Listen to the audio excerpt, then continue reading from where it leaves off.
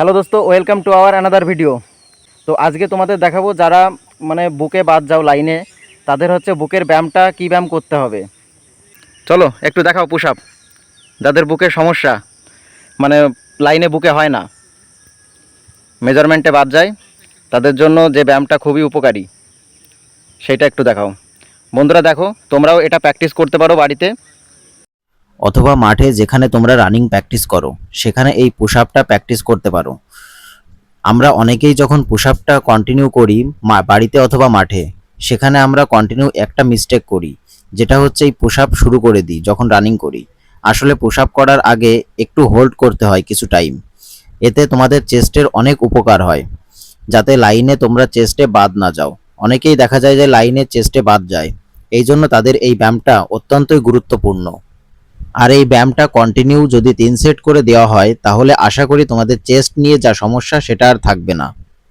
আর এই পুশ আপের সঙ্গে সঙ্গে তোমরা এই ব্যায়ামটাও করতে পারো, এইটাও চেস্টের অনেক উপকার হয়। আর এই ব্যায়ামটার নাম হলো চক্রাসন। এই চক্রাসনটা অনেকটাই উপকার করে চেস্টের ইনক্রিজ করার জন্য। তোমাদের যে দুটো ব্যায়াম দেখালাম, এই দুটো ব্যায়াম তোমরা যদি কন্টিনিউ করতে থাকো, তাহলে আশা করি তোমরা আর কখনো চেস্টের জন্য বাদ পড়বে না লাইন থেকে। এই দুটো ব্যায়াম তোমাদের সত্যিই খুবই দরকার পড়বে যাদের এই চেস্টের সমস্যা। তোমরা এই ব্যায়াম দুটো কন্টিনিউ করতে পারো। আমার এই ছোট্ট ইনফরমেশন যদি তোমাদের ভালো লেগে থাকে, তাহলে ভিডিওটিতে অবশ্যই একটি লাইক করে দিও।